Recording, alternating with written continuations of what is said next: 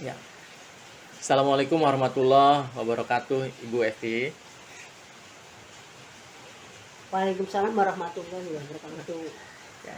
Terima kasih Bu sudah memberikan waktu kepada kami untuk wawancara terkait pengambilan keputusan sebagai pimpinan sekolah. Gitu.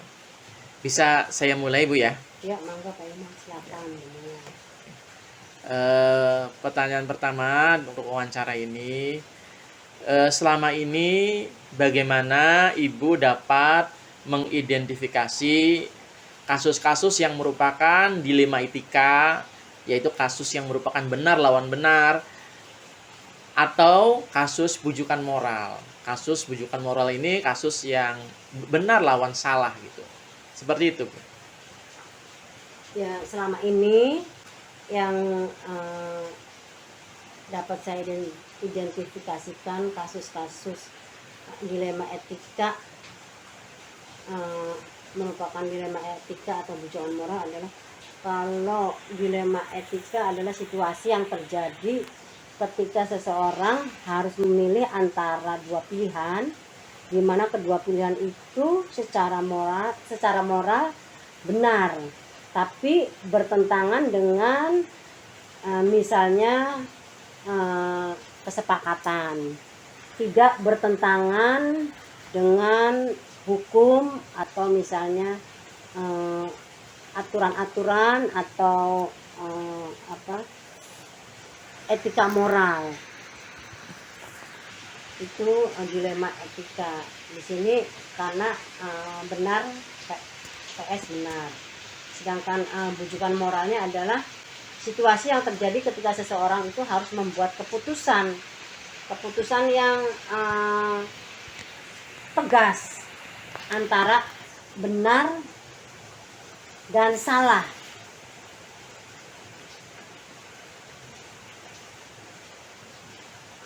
Situasi di mana seseorang itu harus membuat keputusan antara benar dan salah, yang pengambilan keputusannya itu sesuai dengan prinsip yang berpihak pada murid berdasarkan nilai kebaikan.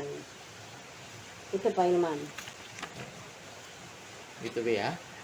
Oke, untuk berikutnya Bu, selama ini bagaimana Ibu sebagai pimpinan sekolah menjalankan pengambilan keputusan, terutama untuk kasus-kasus di mana ada dua kepentingan yang sama-sama benar atau sama-sama mengandung nilai kebajikan.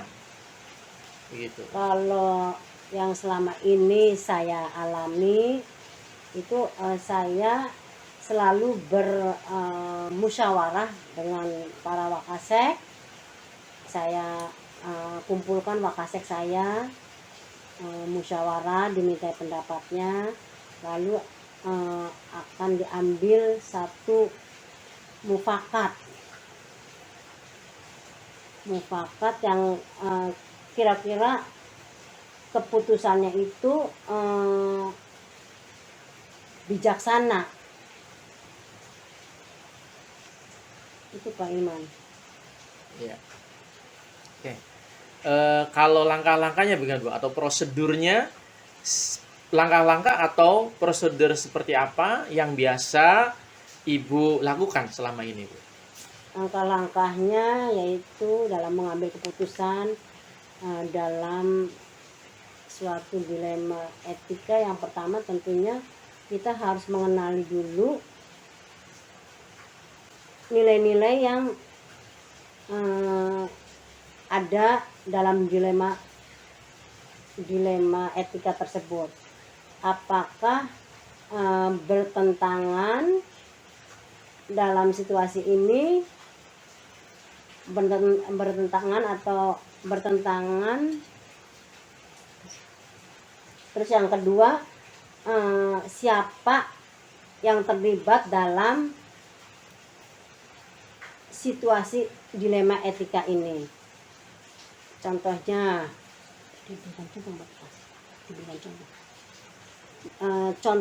contohnya Misalnya saya menghadapi masalah siswa, saya mempunyai dilema etika tentang siswa yang akan melanjutkan ke jenjang yang lebih tinggi, SMA atau SMK negeri.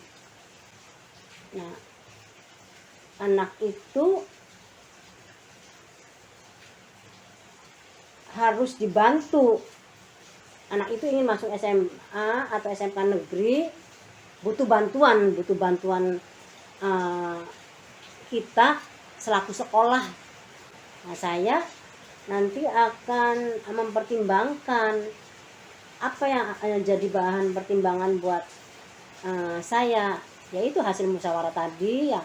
Yang pertama yaitu anak ini bagaimana nilai-nilainya, apakah selama ini dia belajar di SMP Sunan Kalijaga itu nilainya bagus. Lalu yang kedua akhlaknya bagus, dia punya kontribusi dalam sekolah.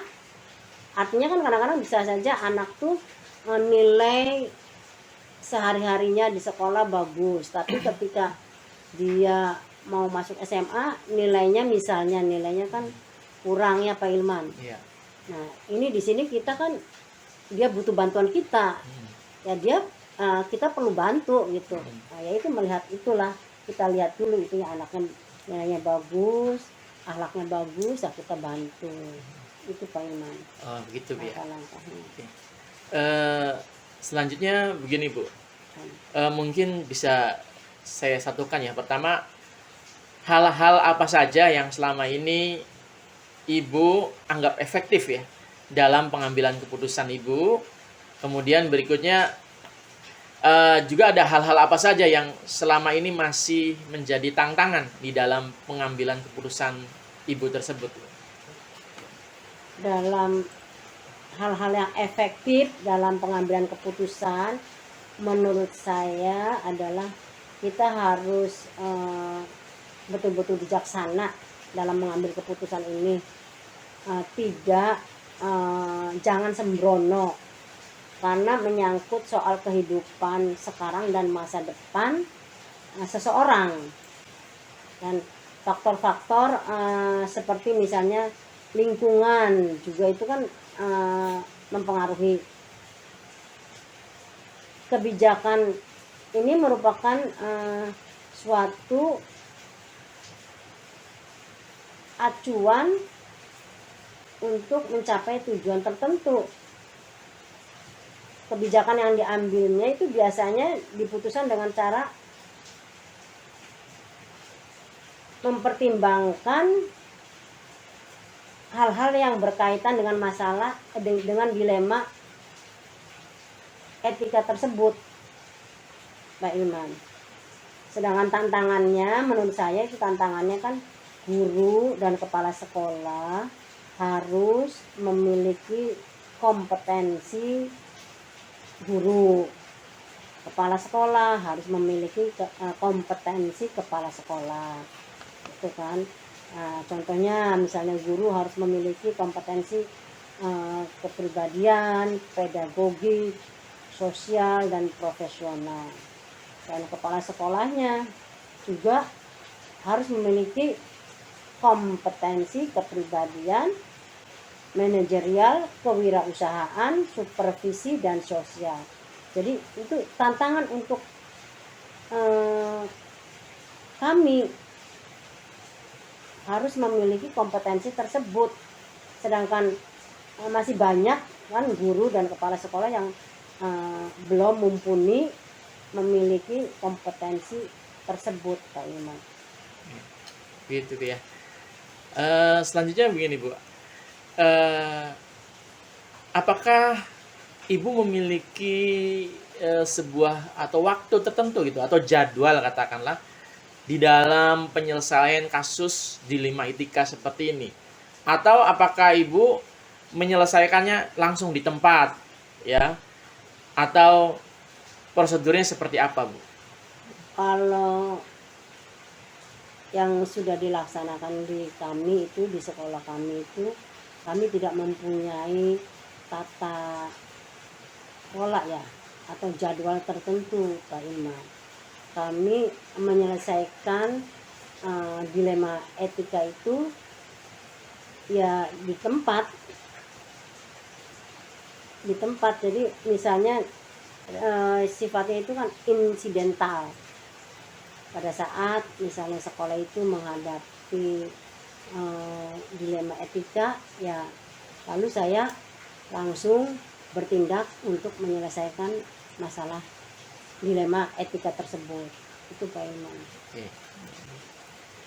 Berikutnya, adakah seseorang atau faktor-faktor yang selama ini mempermudah atau membantu Ibu dalam melakukan pengambilan keputusan di kasus-kasus dilema etika ini, Bu? Ya tentu ada orang yang membantu saya dalam mengambil keputusan dilema etika ini. Yang pasti para wakasek-wakasek saya. Karena saya itu kalau ada masalah dalam hal ini dilema etika, saya tidak akan mengambil keputusan sebelum saya bermusyawarah dengan wakasek saya, walaupun nanti ujung-ujungnya pengambil keputusannya itu saya, tapi selalu saya memanggil dan bermusyawarah dengan wakasek saya. Saya tidak berani mengambil keputusan tanpa mempertimbangkan atau bermusyawarah dengan wakasek saya, Pak Iman. Oke. Pertanyaan terakhir ya, Bu ya. Dari semua hal yang telah disampaikan, pembelajaran apa yang dapat Ibu misalkan petik dari pengalaman mengambil keputusan dilema etika seperti ini, Bu? Ya, pembelajaran buat saya dalam pengambilan keputusan dilema etika ini tentunya yang pertama saya menganalisa dulu kasus dilema etika ini. Kita analisa dulu seperti apa. Dan kita juga harus bijaksana dalam pengambilan keputusan dilema etika tersebut. Tentunya harus disesuaikan juga dengan prinsip penyelesaian dilema etika.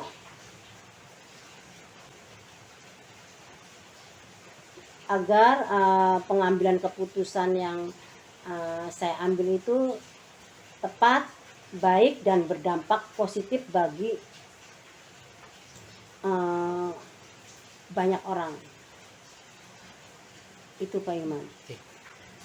Oke, Bu, terima kasih atas waktunya, Bu, telah memberikan waktu dan kesempatan kepada saya melakukan wawancara terkait modul di dalam pendidikan guru penggerak, yaitu modul pengambilan keputusan berdasarkan nilai-nilai kebajikan sebagai pemimpin di sekolah.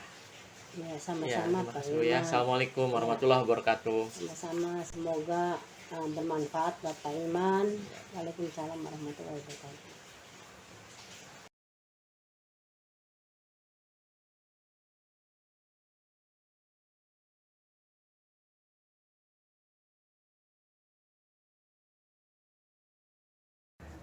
Assalamualaikum warahmatullahi wabarakatuh, Bapak Muryadi.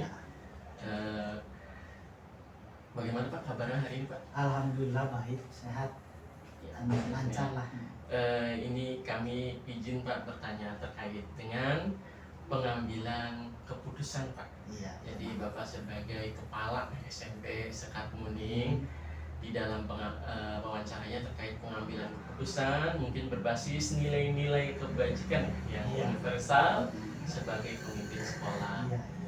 Ya.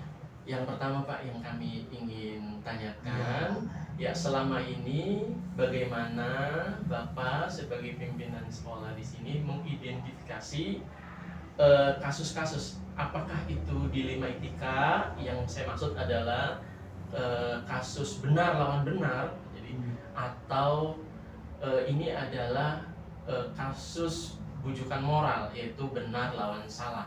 Nah, saya ingin minta Bapak untuk menjelaskan terkait mengenalinya gitu. Itu dulu Pak. Pertama ya, buat kita dulu, terima kasih ya.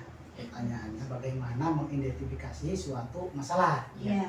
Tentunya kan harus melihat duduk permasalahan dari dua sisi ya.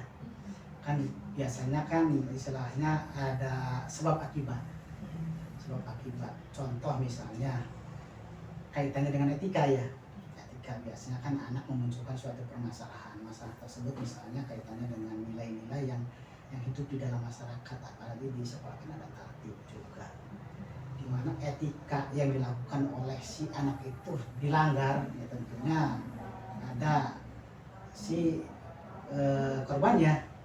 Korban melaporkan bahwa saya telah dilakukan suatu hal yang menurut si anak yang bersangkutan dianggap kurang etis atau kurang wajar. Maka kita pertama adalah menyelidiki. Langkah pertama menyelidiki dari satu sisi.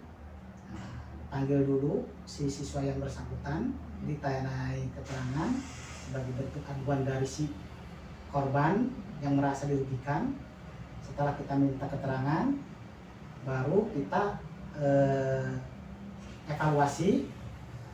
Ternyata permasalahan itu tidak terlalu berat, maka kita pertemukan untuk ditengah permasalahan tersebut, sehingga sama-sama bareng untuk memecahkan permasalahan tersebut, sehingga dua sisi ini dipertemukan, akhirnya akan ada suatu kesepakatan akhir. Kesepakatan akhir, apakah itu saling memaafkan atau gimana. Nah, kita selaku kepala sekolah ya punya kewajiban untuk mempertemukan, mendamaikan, dan memberikan solusi untuk penyelesaian permasalahan tersebut. Nah, kalau misalnya dia sudah ngerasa, si korban merasa puas, si pelaku menyadari atas kesalahan, akhirnya kan kita selesaikan enak, sama-sama enak kan kembali. Apalagi barangkali seperti itu. Seperti itu. Iya, alhamdulillah. Saya lagi ya. Pak, bagaimana Pak yang biasa Bapak jalankan atau langkah-langkah yang Bapak ambil apabila begini Pak, kasusnya berkaitan dengan dua pilihan, apakah itu misalnya kebenaran atau kesetiaan pada, katakanlah ada yang lebih tinggi dari Bapak itu, setia atau harus menjalankan kebenaran. Kalau pilihannya seperti ini, berdilema begini, ada kesetiaan, saya harus setia atau saya harus menegakkan apa yang dimaksud dengan kebenaran, ini bagaimana yang biasa Bapak lakukan pada itu? Ya, pada prinsipnya dua hal yang berbeda itu memang ada ya. Tapi yang perlu ditegaskan adalah milik kebenaran. Milik kebenaran itu adalah nilai yang hakiki, yang datangnya dari mana? Dari hati nurani. Sedangkan kaitannya dengan kasus seperti itu yang dijelaskan, yang ditanyakan seperti itu, ada suatu proses aturan. Nah, aturan itu sudah jelas lah baku, berdasarkan aturan-aturan yang bergulir di lingkungan pendidikan itu sendiri. Tetapi saya selaku kepala sekolah ada yang disebutkan kebijakan sebagai langkah penjemurna kebenaran tersebut, tetapi harus melihat dari sisi-sisi lain. Pertama, melihat dari sisi anaknya seperti apa, keinginan orang tuanya seperti apa, sehingga kita pertemukan. Ternyata anak dikasih masukan, ada termotivasi untuk melakukan perubahan untuk mencapai suatu apa yang diinginkan. Kita sebagai lembaga pendidikan harus memberikan solusi yang terbaik bagi anak tersebut. Kenapa? Nah, kita bukan sistem penghambat, tetapi memberikan solusi untuk meraih cita-cita. Bagaimana caranya? Tinggal bicarakan dari berbagai aspek tersebut. Nah, nanti ada solusi. Ya, kita solusinya apa? Anaknya harus melakukan suatu langkah-langkah apa yang kita inginkan sebagai langkah proses dalam pembelajaran. Karena pembelajaran itu bukan hanya meraih nilai, tetapi harus melalui suatu proses yang harus dilalui. Kalau tidak begitu ya tidak akan jalan. Harus ada proses-proses yang dilalui. Karena kita itu bukan aspek kecerdasannya dibangun, tapi aspek spiritualnya, emosionalnya juga harus dibangun. Karena tiga ranah itu akan membangkitkan seorang anak untuk termotivasi apa yang dia alami, suatu bentuk kekurangan akan termotivasi ke depannya untuk melakukan suatu perubahan. itu yang dilakukan selama ini sebagai bentuk solusi kan. Jadi harus ngeliat ke siswanya gitu. Harus ngeliat ke siswanya. Betul. Karena kita ini kalau misalnya saklek udah nggak bisa, itu adalah suatu proses yang sudah merupakan suatu aturan dasar yang baku yang tidak bisa berubah. Aturan baku itu hanya sifatnya aturan yang harus kita hormati, tetapi ada yang disebut kebijakan. Betul. Jangan sampai membunuh karakteristik siswa, karena kita bukan membangun suatu aspek nilai, tetapi mental yang harus dibangun. Oh ternyata saya ingin mendapatkan nilai itu harus butuh suatu keyakinan diri, mengolah diri untuk mengevaluasi diri, untuk meningkatkan, untuk mendapatkan suatu prestasi. Gitu. Iya, alhamdulillah. Terima kasih Iya. Pak jawabannya. Lebih apa ada murid ya Pak? Harus gitu sebenarnya. Iya.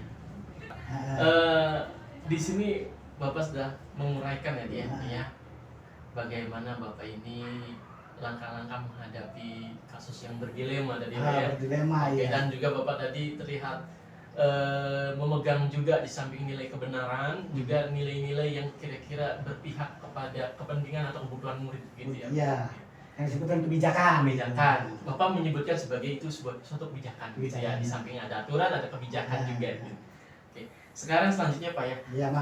Di sini mungkin di sini ada di dalam Bapak mengambil keputusan itu yang Bapak anggap itu hal-hal yang efektif, plus juga mungkin sekalian aja Pak, ada juga yang menjadi tantangan-tantangan ya bagi Bapak ini dalam mengambil keputusan. Mungkin bisa dibagikan kepada kami hal yang efektif atau baik yang efektif maupun yang tantangannya apa beratnya gitu mungkin ya di situ Pak. Kalau kita berbicara efektif, suatu kebijakan pasti efektif. Masalah tantangan pasti ada. Nah, tidak semua hal kebijakan itu akan berdampak positif secara keseluruhan, pasti ada negatifnya. Tetapi tidak berarti mengurangi suatu rasa. Rasa yang disebut dengan rasa sosial. Rasa sosial itu tumbuh dari kebijakan kita untuk menyikapi, tetapi dari tahapan-tahapan menganalisis masalah tersebut. Dianalisis dulu. Nah, duduk permasalahannya seperti apa? Kalau ada analisis menurut, nah, tetapi tidak harus berbenturan dengan aturan legalitas formil secara hukum. Tetapi kita harus melihat sisi mana yang memberikan suatu nuansa yang memberikan suatu nilai positif bagi orang yang membutuhkan apa yang disebutkan solusi. Akhirnya kan terselesaikan permasalahan tersebut. Nah, kalau dampak ya pasti ada lah, pasti ada. Tidak ada suatu kebijakan, suatu keputusan pasti ada dampak positif negatif itu. Tapi tidak mengurangi rasa yaitu nilai. Assalamualaikum Pak, ambil brosur Pak.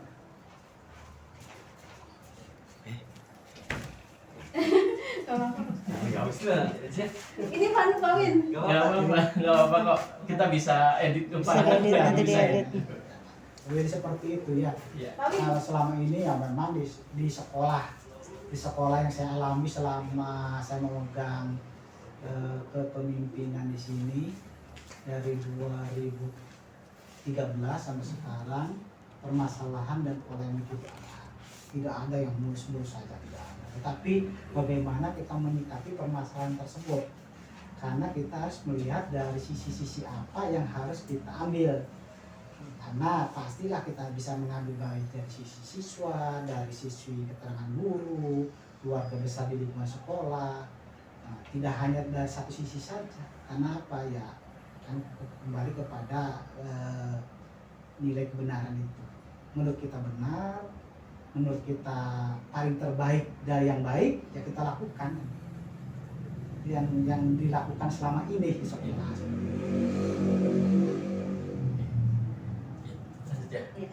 Terima kasih. Sekarang gini Pak, Bapak sebagai pimpinan di sini Iya. ya, tentu selama memimpin di lembaga ini Bapak banyak mengambil keputusan. Iya. Mungkin setiap hari mengambil keputusan gitu. Nah, ketika Bapak itu ternyata keputusannya itu seperti yang tadi kami sudah jelaskan bahwa itu dilema ITK, bahwa itu berlawanan antara benar atau tadi itu kebenaran lawan keadilan lawan keadilan lawan rasa kasihan, dan kebenaran lawan kesetiaan, atau ini jangka pendek ada jangka panjang kayak berlawanan begitu ya. Kira-kira kalau sudah kasusnya meliputi seperti itu, apakah Bapak punya waktu tersendiri Pak untuk memikirkannya, untuk mencari kebijakan itu, atau Bapak bisa saja di tempat itu, di waktu itu Bapak bisa mengambil keputusan?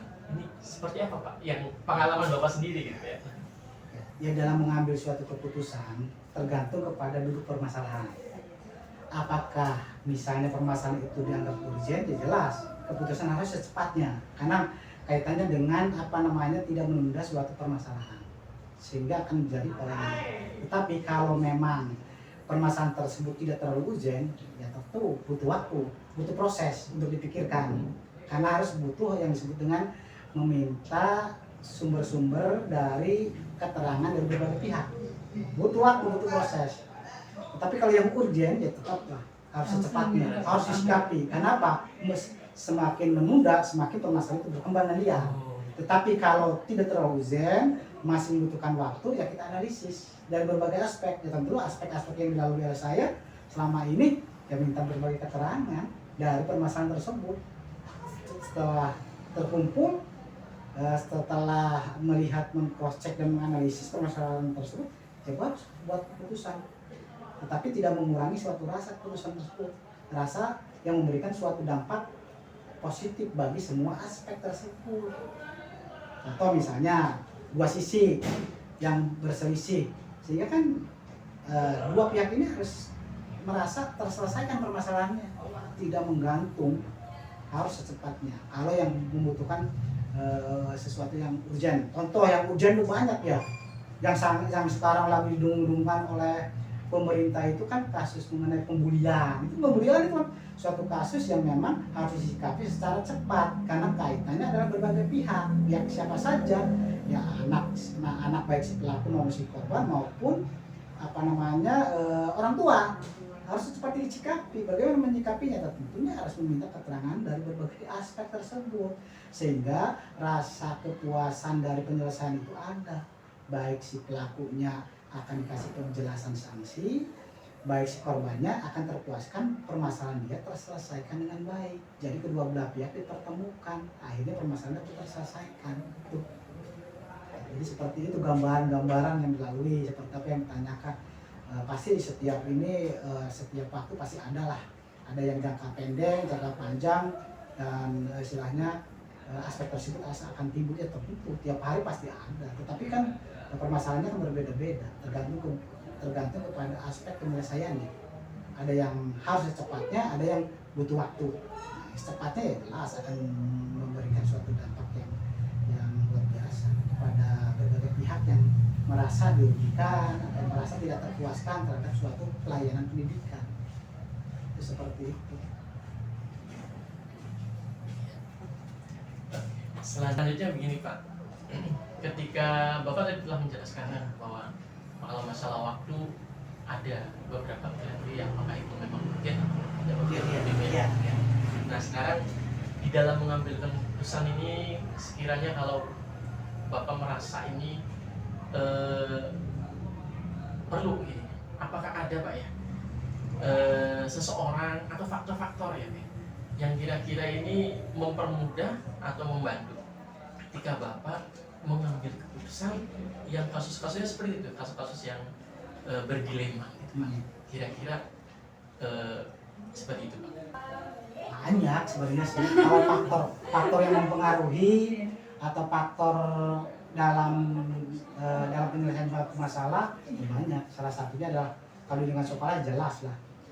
Ketika ada suatu kasus, suatu permasalahan, jelas ada yang disebut dengan informasi, sumber informasi, validan informasi, valid atau tidak. Biasanya misalnya kalau bersumber dari anak, jelas ada langkah berikutnya kan, bukan baik itu ke guru BK atau konseling, atau langsung ke wali kelas, atau biasanya ya istilahnya dari aspek lain, biasanya nanti pihak guru yang membantu untuk memberikan informasi lebih detailnya. Setelah keterangan awal tidak dapat, baru langkah berikutnya itu adalah memanggil orang-orang yang berkaitan dengan permasalahan tersebut. Nah, kalau sisi-sisi mana saya yang membantu, ya tergantung permasalahannya. Kalau sekolah itu kan bisa tumbuhnya permasalahan itu dari siswa, bisa dari guru, bisa dari karyawan, tergantung kepada yang lagi bermasalah itu dari sisi apa. Bisa siswa dengan guru, bisa guru dengan karyawan, begitu sebaliknya. Jadi ya tentu informasi yang didapat itu ada informasi yang membantu tidak jelas, tergantung pada pelaporan informasi itu sendiri. Biasanya yang terjadi di lapangan itu adalah misalnya permasalahan antar anak. Biasanya mereka mengadu ke wali kelasnya, wali kelas melakukan pelaporan ke guru BK, guru BK bersama-sama dengan wali kelas melakukan pelaporan ke saya selaku kepala sekolah. Disitulah akan terurai hidup permasalahan seperti apa. Setelah itu langkah berikutnya akan pemanggilan terhadap yang bermasalah tersebut, sehingga akan permasalahan itu akan terurai. Wah, ternyata di dasarnya seperti apa kan, nanti akan ada solusi jalan tengah yang diambil yang memberikan suatu rasa kepuasan terhadap mereka-mereka yang membutuhkan suatu penyelesaian masalah. Jadi tidak menunda-nunda atau udah itu ini, tapi saya juga tidak berarti berdiri sendiri, tentu membutuhkan berbagai faktor laporan dari berbagai aspek permasalahan. Bisa datangnya laporan dari karyawan, bisa dari guru, dari anak yang bersangkutan, atau dari semua siswa yang melaporkan yang mengetahui permasalahan tersebut, tergantung kepada faktor permasalahannya dan faktor kasus yang menjadikan suatu permasalahan. Jadi seperti itu gambarannya. Oke Pak, sangat menarik dan luar biasa dari penjelasan Bapak ini. Pak, ini yang terakhir nih Pak ya. Saya ingin sharing dari Bapak terkait dengan apabila Bapak mengambil keputusan ya, terutama tadi keputusan-keputusan yang sifatnya dilema ya, bukan yang ini benar ini salah, akhirnya Bapak tentu akan mengambil keputusan yang benar bukan yang salah gitu. Di sini keputusan yang sepertinya ini benar lawan benar kayak tadi sudah dijelaskan sebelumnya, kasus yang mengenai rasa kasihan tapi harus ada keadilan gitu ya, harus ada kebenaran yang dipilih atau kesetiaan atau jangka pendek atau jangka panjang gitu ya. Nah kalau di sini Pak kira-kira ada hikmah atau pembelajaran atau pelajaran yang bisa dipetik ketika Bapak itu mengambil keputusan yang berdilema ITK seperti itu Pak? Kalau nilai dilema dalam mengambil keputusan ada dilema. Nilai kebenaran yang hakiki itu hanya datangnya dari Tuhan. Dan membuat suatu keputusan ya jelas berdasarkan hati nurani, rasa yang memberikan suatu dampak positif kepada semua orang yang perlu digaris bawahi, yang perlu diselesaikan permasalahan tersebut.